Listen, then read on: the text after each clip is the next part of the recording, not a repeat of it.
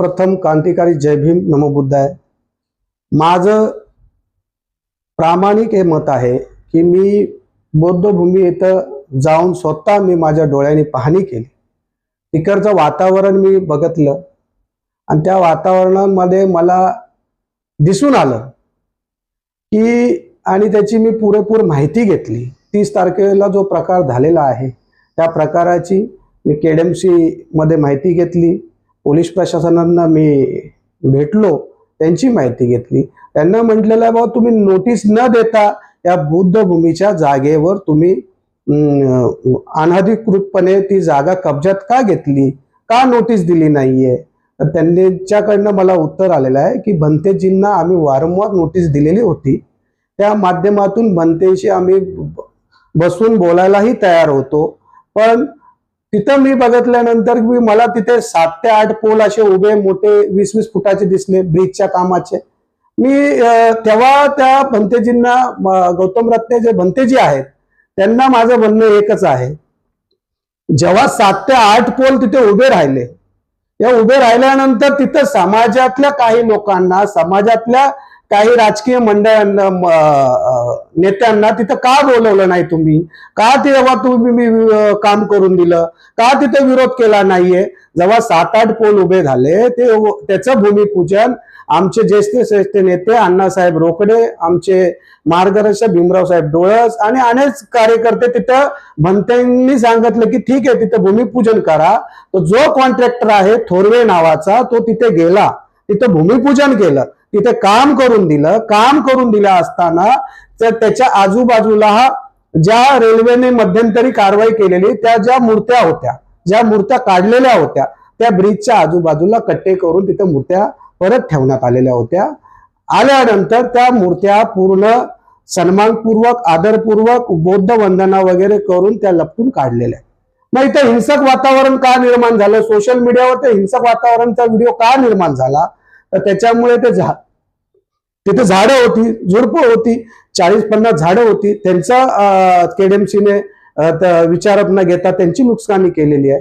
तर माझं म्हणणं एकच आहे, भंतेजींना जो ब्रिज आहे कल्याण पूर्वेला कल्याण पश्चिमेला जोडणारा हा 4 पदरी रोड आहे, त्याच्यामध्ये आपली जागा बाधित होत असेल, बाधित झाली असेल तर त्याचं पुनर्वसन करून घेण्याची जबाबदारी आपली आहे। कुठल्याही प्रकारचं हिंसक वातावरण निर्माण करून जे लोकांना सोशल मीडियावर तुम्ही जे दाखवलेलं आहे, जे आज आम्हाला महाराष्ट्रभर तुम्ही फोन येतात, नेमकं तिथं काय झालेलं आहे। जेव्हा तुम्हाला तिथे काम करून द्यायचं नव्हतं तर तुम्ही भूमिपूजन करून 8 ते 10 पोल का उभे करून दिले, तेव्हा का नाही समाजाला एकत्र केलं, हे माझं भंतेजींना एक प्रश्न आहे।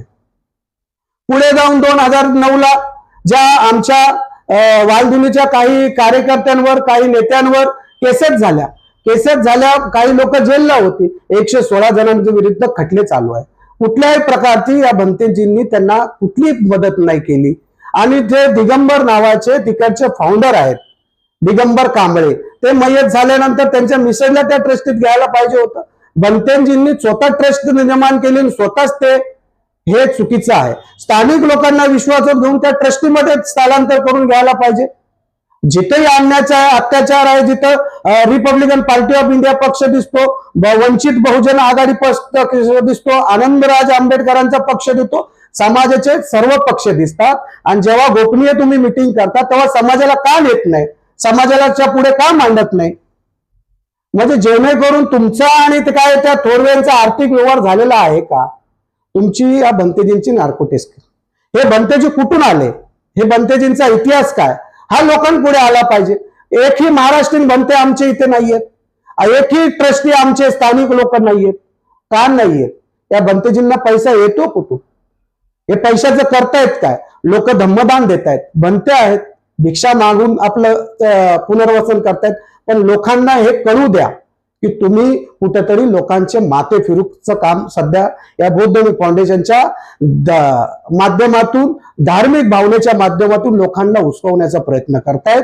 लोकांनी त्याच्यासाठी बळी पडू नये। इंस्टा, फेसबुकच्या माध्यमातून जे प्रचार प्रसार होतो, जेणेकरून सगळ्यांना विनंती आहे की तुम्ही येऊन त्या वालधुनी नगरमध्ये बुद्धमय फाउंडेशन मध्ये येऊन तुम्ही स्वतः डोळ्यांनी बघा, जेणेकरून तिथे काम चालू असताना आत्ताच का तिथे अडथळा आणला, जेव्हा करायचं होतं तेव्हाच अडथळा का नाही आणला?